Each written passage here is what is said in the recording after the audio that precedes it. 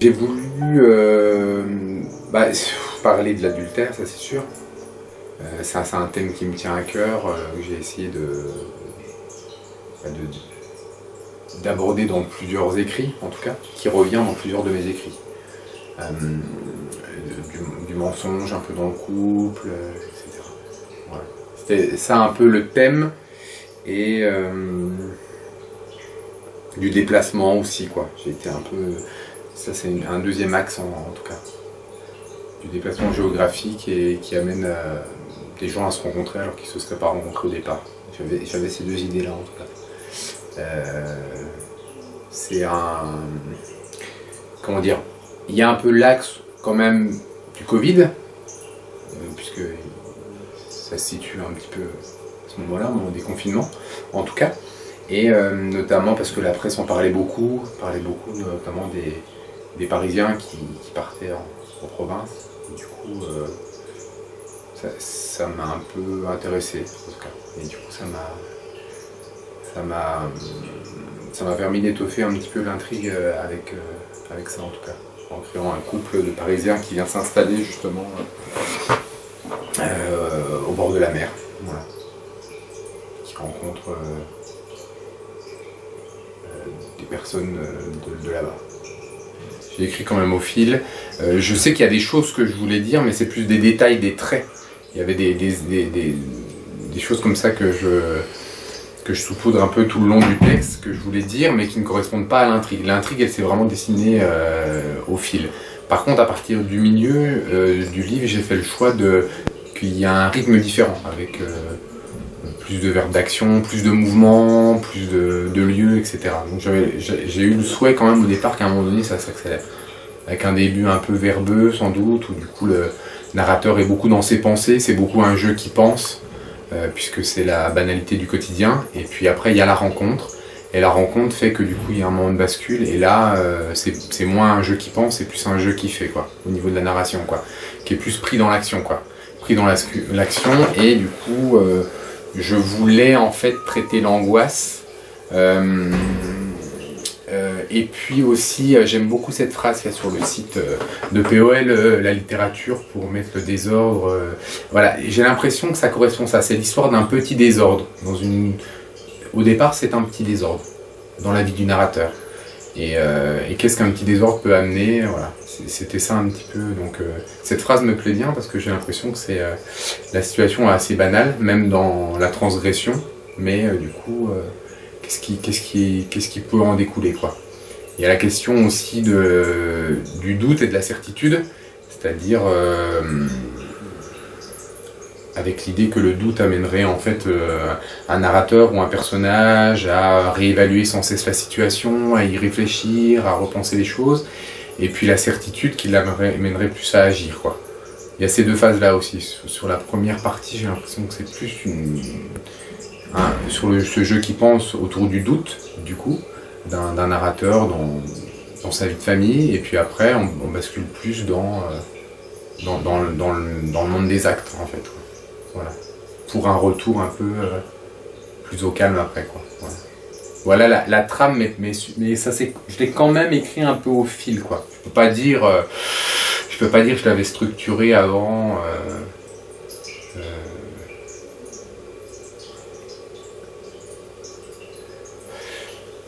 Je savais que je voulais l'idée d'un piège. Je voulais qu'il y ait un piège. Je voulais qu'il y ait de la manipulation, je voulais qu'il y ait de la sournoiserie dans certains personnages. J'avais cette idée-là, en tout cas. Et puis surtout, l'idée que qu'est-ce qui va différencier dans les passions et dans les passions, et puis aussi dans les... je sais pas comment dire ça, dans les dysfonctionnements, quelqu'un qui est... qu'on va juger normal, ou quelqu'un qui est malade, quoi, ou pathologie. Ça, c'est aussi quelque chose qui revient, j'ai l'impression, dans le texte que j'ai voulu écrire. Qu'est-ce qui différencie finalement, je sais pas, les criminels, les pervers, des individus tout venant. Voilà. Donc j'ai voulu un petit peu déplier ça, quoi. Donc il y a très peu de personnages finalement qui se rencontrent souvent, très peu de lieux. C'est vrai que c'est un roman assez assez ramassé, assez rythmé, quoi, assez court. Au départ, je l'avais beaucoup plus accentué cet aspect-là, le fait de dire que c'était dans l'après-coup. Donc il y avait beaucoup plus des démarrages de chapitres où du coup Samuel, le narrateur, revient sur pourquoi il écrit, etc. etc. quoi. Et après j'ai retiré beaucoup ces passages-là, et puis finalement j'en ai remis certains. Oui, pour dire qu'en effet, comment on pourrait dire ça, le moment où le narrateur raconte l'histoire n'est pas le moment où il la vit, en effet. Il revient sur l'événement dans l'après-coup, quoi. Ouais. Ça, c'était quelque chose que j'avais décidé au début, ouais. Un peu, finalement, comme une réminiscence, ou le fait, oui, de vouloir revenir sur un moment traumatique de la vie, quoi. Un moment traumatique de la vie. Plus penser comme ça. Donc c'était un peu prévu. Après, ce qui était prévu, c'était les émotions, en tout cas les émotions que je voulais décrire, dans la surprise, dans les liens d'amitié que je développe, hein, que le narrateur a en fait avec, qui a principalement deux amis dans le roman, une femme et un homme, et ça j'avais une idée assez construite en tout cas, de ce que je voulais raconter autour de ces relations d'amitié. Ça me semblait important, c'est pas très développé, mais sur des détails en tout cas, sur comment on échange quand on est amis, qu'est-ce qu'on se dit, qu'est-ce qu'on ne se dit pas, jusqu'où ça va l'amitié, quoi. Voilà. Ça c'était quelque chose que j'avais prévu, quoi. Les détails, je pense, il y a un leitmotiv autour des déjections canines par exemple, ou voilà, il y a plusieurs petits trucs comme ça dans le texte. Ça je l'avais en tête en fait. C'est un peu, c'est pas des publicités, mais des petites sucreries comme ça que je balade dans le texte un petit peu, des petits échauffements comme ça, ou des petites pauses. Ça c'était prévu, mais le texte peut pas être que ça, donc il fallait aussi que ça serve l'histoire, donc j'ai essayé de les relier à un moment donné à l'histoire.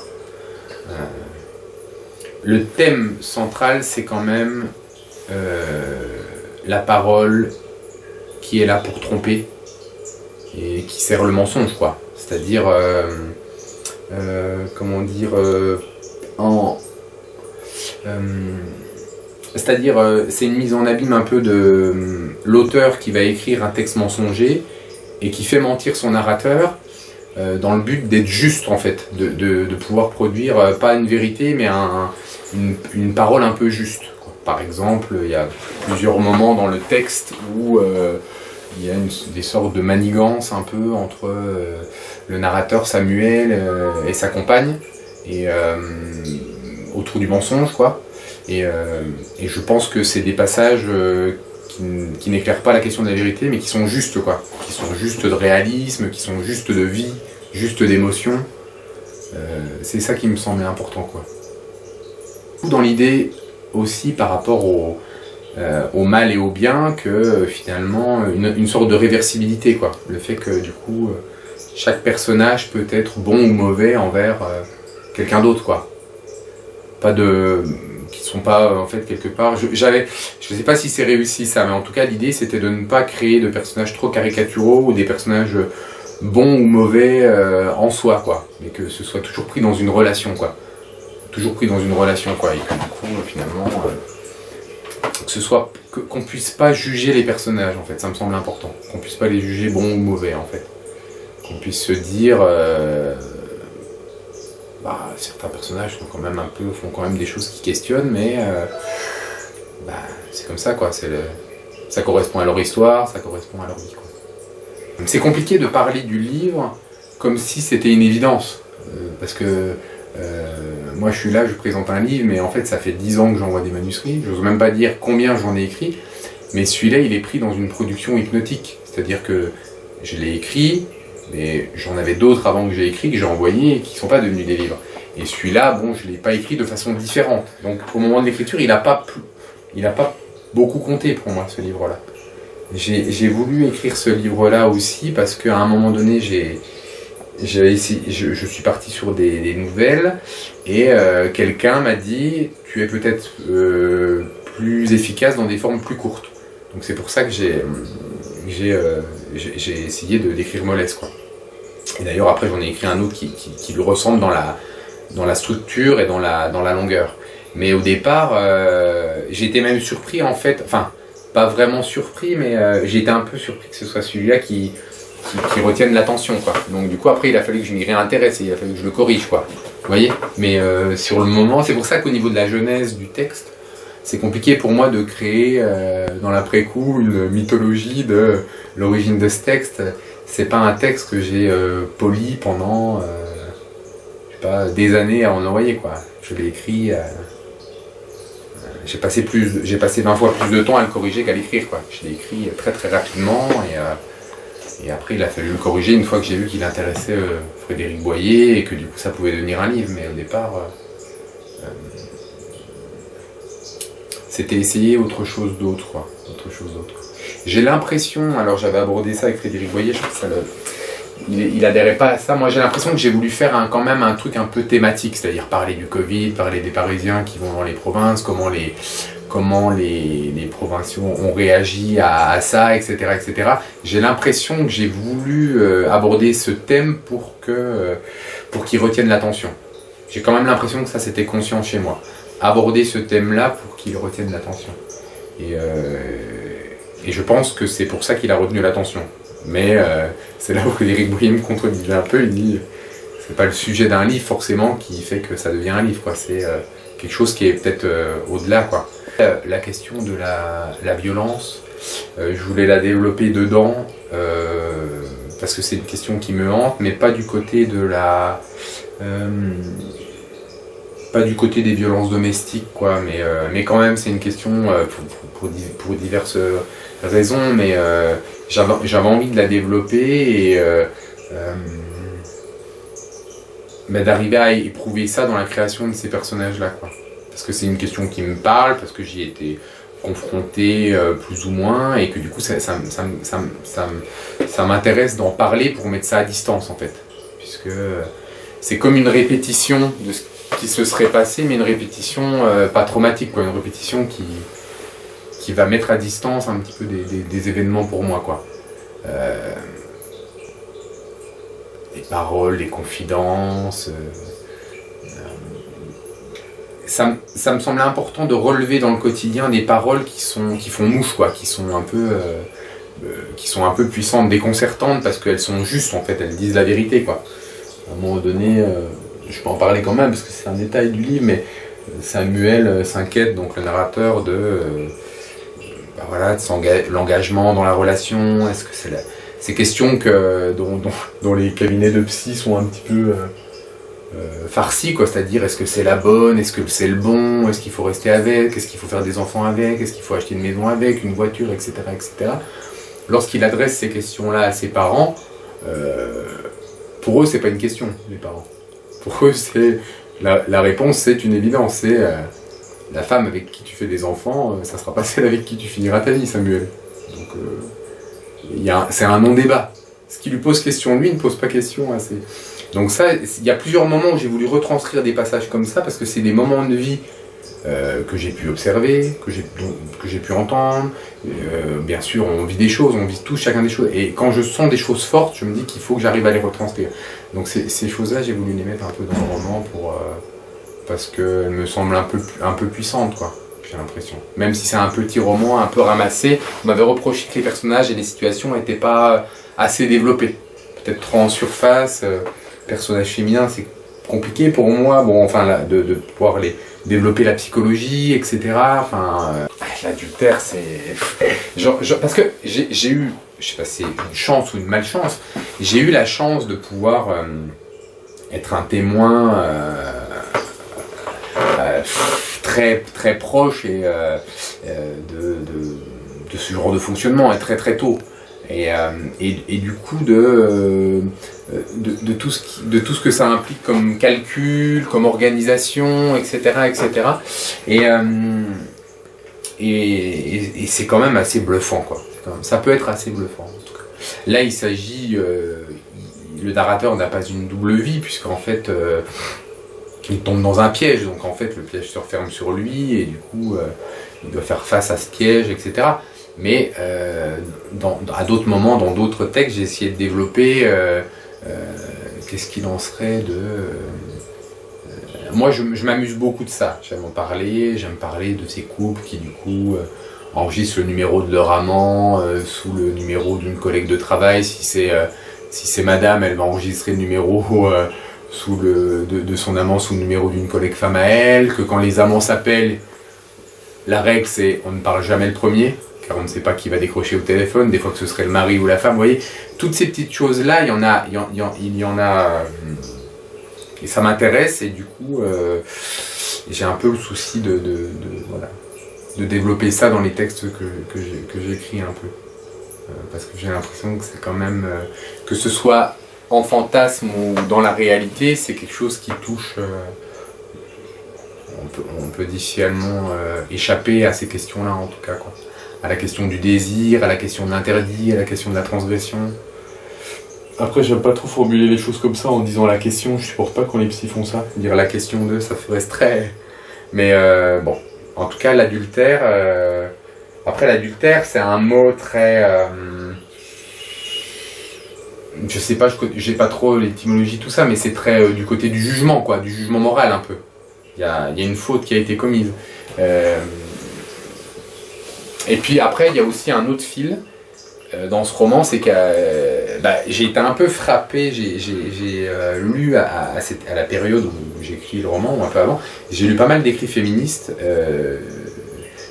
qui m'ont beaucoup... alors certains m'ont beaucoup plu, d'autres m'ont plus questionné, dans le sens où je trouvais que certains écrits étaient assez outranciers, mais en même temps je me disais, quand on est minoritaire, il faut être dans l'outrance pour faire exister sa parole. Donc j'arrivais à comprendre qu'il fallait être outrancier. Et en fait, j'ai appris énormément de choses, quoi. Et ça m'a intéressé d'amener cette dimension-là dans le roman. Alors, je sais pas si ça sera réussi quelque part d'amener cette dimension-là comme je l'ai amené. Mais à un moment donné, il y a plusieurs passages où je parle de ça. En tout cas, j'ai l'impression que ça traite un peu de la femme-objet, parce qu'à un moment donné, il y a un projet délirant d'un des personnages qui parle de quel projet de start-up il pourrait mener avec des femmes. Enfin voilà, il y a tout un truc comme ça. Et puis, les écrits m'ont assez intéressé parce que je trouve que ça fait partie de l'ambiance. Et surtout, j'ai été frappé par les féministes qui disent le roman, depuis la nuit des temps, entretient et alimente la domination de l'homme sur la femme, en gros, quoi. Et de dire, quelque part, les romanciers participent de ça, quoi, participent de ce système. Et du coup, peu de temps après, j'avais lu Pierre et Jean de Maupassant, et je me disais, mais c'est vrai que les femmes, elles dégustent, quoi, dans ce livre de Maupassant. Et je me disais, mais est-ce que lui, finalement, il décrit, c'est ça, est-ce que c'est dans un réalisme où il décrit ce qui se passe, ou est-ce qu'en décrivant ce qui se passe, il accentue la représentation qu'on en a? Donc c'est le serpent qui se mord la queue. J'arrivais pas à me faire de jugement. Et c'est que j'ai terminé mes lectures sur Anne Acriche, je crois, Le sexe des femmes. Et c'est là que je trouvais que ça faisait une bonne synthèse, en tout cas, des écrits féministes, parce qu'elle, du coup, elle fait, je trouve il y a une dialectique, en tout cas, sur ces questions-là. Sur ces questions que, c'est pas un concours de celui qui a le plus souffert non plus, quoi. Enfin, peut-être. Peut-être que ça peut ne pas être un concours de celui qui souffre le plus dans la vie, quoi. Et en tout cas, j'avais envie un peu de pousser l'outrance, là, dans ce livre, en effet, en traitant les différents rapports que les hommes et les femmes peuvent avoir entre eux, et même à l'âge adulte, quoi, c'est-à-dire comment je me comporte, moi, jeune adulte, avec quelqu'un qui a l'âge de mon père, ou avec une femme qui a l'âge de ma mère, etc., quoi. Ce qui est drôle, c'est que je prends énormément de notes depuis toujours, mais je relis pas forcément mes notes. C'est-à-dire que je relis pas mes notes, mais enfin, si je suis dans l'idée si j'écris un roman et bien finalement les choses du quotidien, elles vont, au lieu d'aller dans mon journal, elles vont servir le roman, quelque part. Mais c'est quelque chose qui est toujours en place pour moi. En plus c'est pratique avec le téléphone parce que on n'a pas besoin de prendre un air littéraire avec un carnet, quoi. Je veux dire, n'importe qui tapote dans son téléphone. Moi je suis dans le train, j'entends des gens qui disent des choses invraisemblables, je dégaine mon téléphone et je tape toute leur conversation, quoi. C'est vrai que je suis un peu... c'est vrai que je m'intéresse beaucoup à ça, et puis ces petits traits là je les note, mais en fait si je suis en train d'écrire quelque chose, ils peuvent se retrouver dans le texte, et sinon ils tombent dans le journal, et c'est plus... je vois ça plus comme un exercice, le journal d'écriture, quoi. Pour justement écrire de façon synthétique, arriver à écrire de façon synthétique une anecdote sans qu'elle soit trop lourde, parce que du coup quand elle est amenée dans un roman, j'ai l'impression qu'il ne faut pas qu'elle sorte le lecteur de l'intrigue. Il faut du coup il faut que ce soit efficace, quoi. Il faut que ce soit efficace. Et il faut que ça puisse... c'est pas l'idée, c'est pas de faire le carnet de blagues, quoi. C'est pas que les personnages se racontent des blagues, en tout cas. Mais oui, j'écris pas mal, ouais. J'écris pas mal en fonction des endroits, mais forcément plus quand il y a de la nouveauté, quoi. Quand je vais dans un lieu où je suis jamais allé. J'avais écrit, je me souviens, j'avais appelé ici. J'avais appelé une fois le secrétariat, et puis la personne me dit « Ah, vous êtes en voiture bon bonne fin de voyage alors ». Mais je voyageais pas du tout, en fait, je rentrais du travail, quoi. Mais la voiture en province et la voiture dans le 6e à Paris, c'est... Peut-être qu'elle prend la voiture juste 3 fois l'an pour aller dans le bassin d'Arcachon ou au ski, ou je ne sais pas, je fantasme, mais vous voyez l'idée de dire bonne fin de voyage. Mais non, je suis dans les embouteillages là. Donc ce trompe-l'œil un peu, enfin je trouvais ça drôle un peu, cet effet de miroir déformant. Ça je peux le noter, mais je le reprends pas, quoi, en fait. Ça tombe dans l'abîme, en fait. Je le note parce qu'il me reste en tête, parce que je me surprends de ça, quoi. J'ai été un lecteur tardif, j'ai lu tard des livres, mais c'est sûr que les premiers livres que j'ai lus, c'était tous les Agatha Christie, enfin oui, c'est sûr que j'ai lu, et j'ai lu après des polars, j'ai lu des romans policiers. Je sais pas si ça correspond à un genre, parce que j'ai l'impression qu'il faut des codes que je maîtrise pas, et je voulais pas, en effet, il n'y a pas de personnage de policier, enfin si, il y a quand même des policiers à un moment donné, et je suis quand même très soucieux du réalisme. Donc c'est pour ça que ça me semblerait compliqué de vraiment déplier ça sans en avoir une expérience, ne serait-ce qu'en témoignage, c'est-à-dire pouvoir recueillir la parole d'un policier, ou d'un brigand, ou d'un violeur, etc. etc. Mais je ne sais pas si c'est malgré moi, mais en tout cas, ça ne me déplaît pas que ce soit... C'est ça qui puisse en ressortir, en tout cas. J'ai été beaucoup marqué par Marcel Aimé parce qu'il y a une proximité géographique avec de là où je viens. Enfin, il décrit le Jura que j'ai connu, quoi. Il décrit un Jura d'une certaine époque, puisqu'il a grandi à Villers-Robert, pas très loin de où j'ai grandi, moi, dans le Jura. Et en fait, ce qu'il dit dans ses romans, ça me parle de ce que moi j'ai vécu dans le Jura, des années 80, 90, quoi. Que j'ai vécu dans les années 80-90, j'ai l'impression qu'il y a quelque chose qui reste de ce que lui a vécu, quelque chose qui partira pas, en tout cas, quelque chose pas d'une identité, parce que c'est trop touchy comme mot, mais quand même d'un lieu, quoi, quelque chose d'un lieu qui reste, quoi. Donc Marcel Aimé, il y a La Jument Verte de Marcel Aimé, j'aimerais bien écrire un roman qui ressemble à ça, par exemple. Alors c'est marrant parce que le titre Mollesse, les gens de mon entourage, un peu blagueurs, renvoient à la connotation sexuelle. Et ils trouvent qu'il y a une connotation sexuelle. Alors que c'est pas trop tant ce que j'ai voulu amener. Il amène ça malgré lui un peu, en fait, ce texte-là, parce que ce titre-là, parce qu'en fait j'ai l'impression que c'est tous les personnages qui sont pris dans une certaine mollesse. C'est peut-être quand même sur l'ambiance du ralentissement lié au confinement, quoi, peut-être.